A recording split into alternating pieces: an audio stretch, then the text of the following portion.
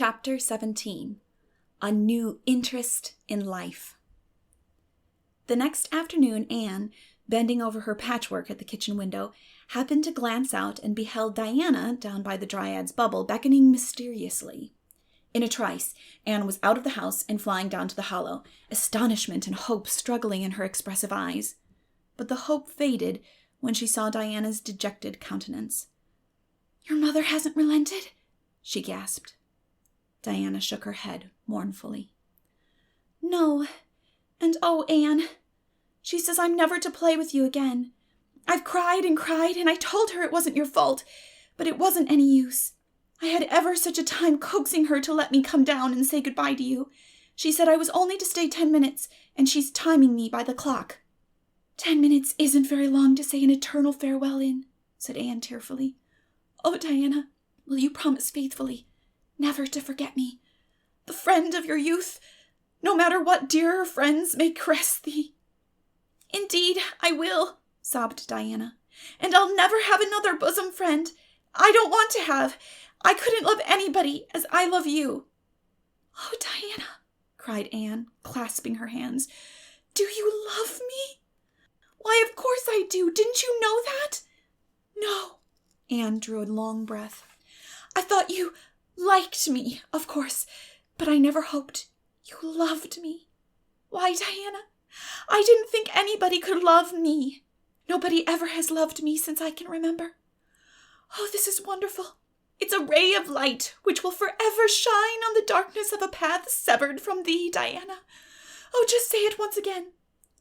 "I love you devotedly, Anne," said Diana staunchly, "and I always will. You may be sure of that." "And I will always love thee, Diana," said Anne, solemnly extending her hand. "In the years to come, thy memory will shine like a star over my lonely life, as that last story we read together says. Diana, wilt thou give me a lock of thy jet-black tresses in parting to treasure forevermore?" "Have you got anything to cut it with?" queried Diana, wiping away the tears which Anne's affecting accents had caused to flow afresh, and returning to practicalities. "Yes, I've got my patchwork scissors in my apron pocket, fortunately," said Anne. She solemnly clipped one of Diana's curls. "Fare thee well, my beloved friend. Henceforth we must be strangers, though living side by side, but my heart will ever be faithful to thee." Anne stood and watched Diana out of sight, mournfully waving her hand to the ladder whenever she turned to look back. Then she returned to the house, not a little consoled for the time being by this romantic parting. "It is all over," she informed Marilla. "I shall never have another friend. I'm really worse off than ever before, for I haven't Katie Maurice or Violetta now, and even if I had, it wouldn't be the same. Somehow, little dream girls are not satisfying after a real friend. Diana and I had such an affecting farewell down by the spring. It will be sacred in my memory forever. I used the most pathetic language I could think of, and said thou and thee. Thou and thee seems so much more romantic than you. Diana gave me a lock of her hair, and I'm going to sew it up in a little bag and wear it around my neck all my life. Please see that it is buried with me, for I don't believe I'll live very long. Perhaps, when she sees me lying cold and dead before her, Mrs. Barry may feel remorse for what she has done, and will let Diana come to my funeral." "I don't think there is much fear of your dying of grief as long as you can talk, Anne," said Marilla unsympathetically. The following Monday, Anne surprised Marilla by coming down from her room with her basket of books on her arm and her lips primmed up into a line of determination. "I'm going back to school," she announced. "That is all that is left in life for me now that my friend has been ruthlessly torn from me. In school, I can look at her and muse over days departed." "You'd better muse over your lessons and sums," said Marilla, concealing her delight at this development of the situation. "If you're going back to school, I hope we'll hear no more of breaking slates over people's heads and such carryings on. Behave yourself and do just what your teacher tells you." "I'll try to be a model pupil," agreed Anne dolefully. "There won't be much fun in it, I expect. Mr. Phillips said Minnie Andrews was a model pupil, and there isn't a spark of imagination or life in her.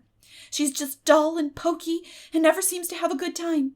But I feel so depressed that perhaps it will come easy to me now. I'm going round by the road. I I couldn't bear to go by the birch path all alone. I should weep bitter tears if I did." Anne was welcomed back to school with open arms. Her imagination had been sorely missed in games, her voice in the singing, and her dramatic ability in the perusal aloud of books at dinner hour. Ruby Gillis smuggled 3 blue plums over to her during Testament reading. Ella May McPherson gave her an enormous yellow pansy cut from the covers of a floral catalogue, a species of desk decoration much prized in Avonlea School. Sophia Sloane offered to teach her a perfectly elegant new pattern of knit lace, so nice for trimming aprons. Katie Bolter gave her a perfume bottle to keep slate water in, and Julia Bell copied carefully on a piece of pale pink paper, scalloped on the edges, the following effusion. To Anne, when twilight drops her curtain down and pins it with a star, remember that you have a friend, though she may wander far. It's so nice to be appreciated, sighed Anne rapturously to Marilla that night. The girls were not the only scholars who appreciated her.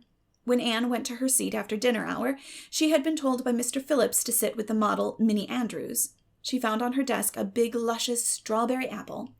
Anne caught it up all ready to take a bite when she remembered that the only place in Avonlea where strawberry apples grew was in the old Blythe orchard on the other side of the Lake of Shining Waters.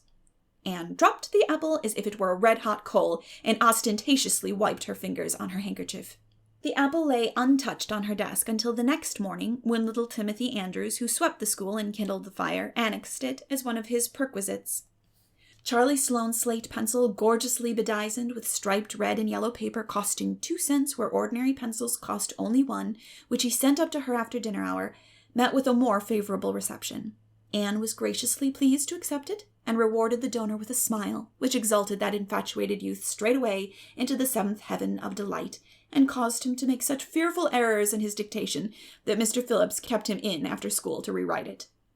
But as the Caesar's pageant shorn of Brutus's bust did but of Rome's best son remind her more, so the marked absence of any tribute or recognition from Diana Barry, who was sitting with Gertie Pye, embittered Anne's little triumph. Diana must have smiled at me once, I think, she mourned to Marilla that night. But the next morning a note most fearfully and wonderfully twisted and folded and a small parcel were passed across to Anne. Dear Anne, ran the former, Mother says I'm not to play with you or talk to you even in school. It isn't my fault, and don't be cross at me, because I love you as much as ever. I miss you awfully to tell all my secrets to, and I don't like Gertie Pye one bit. I made you one of the new bookmarks out of a red tissue paper. They are awfully fashionable now, and only 3 girls in school know how to make them. When you look at it, remember, your true friend, Diana Barry. Anne read the note, kissed the bookmark, and dispatched a prompt reply back to the other side of the school. My own darling Diana, of course I am not cross at you because you have to obey your mother. Our spirits can commune. I shall keep your lovely present forever. Minnie Andrews is a very nice little girl, although she has no imagination, but after having been Diana's bosom friend, I cannot be Minnie's. Please excuse mistakes because my spelling isn't very good yet, although much improved.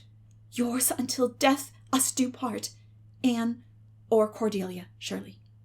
P.S. I shall sleep with your letter under my pillow tonight. A. or C.S.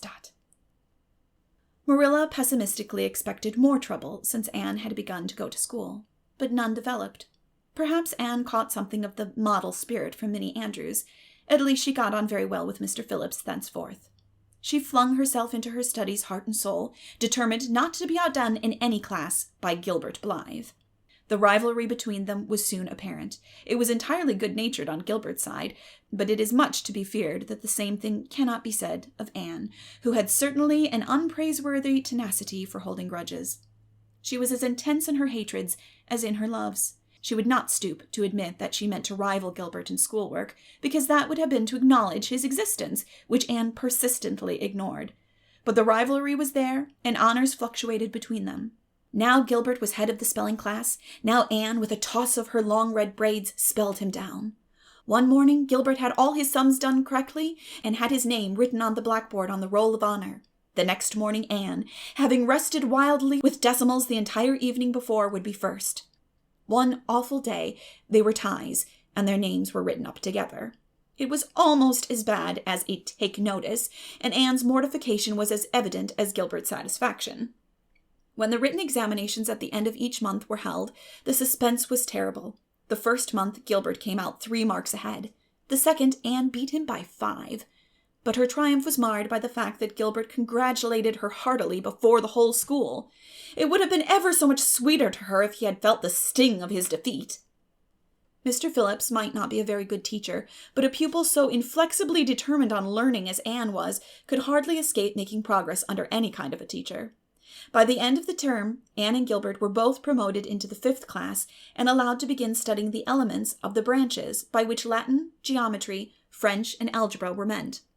In geometry, Anne met her Waterloo. "It's perfectly awful stuff, Marilla," she groaned. "I'm sure I'll never be able to make head or tail of it. There's no scope for imagination in it at all. Mr. Phillips says I'm the worst dunce he ever saw at it, and some of the others are so smart at it. It is extremely mortifying, Marilla. Even Diana gets along better than I do, but I don't mind being beaten by Diana. Even although we meet as strangers, now I still love her with an inextinguishable love. It makes me very sad at times to think about her.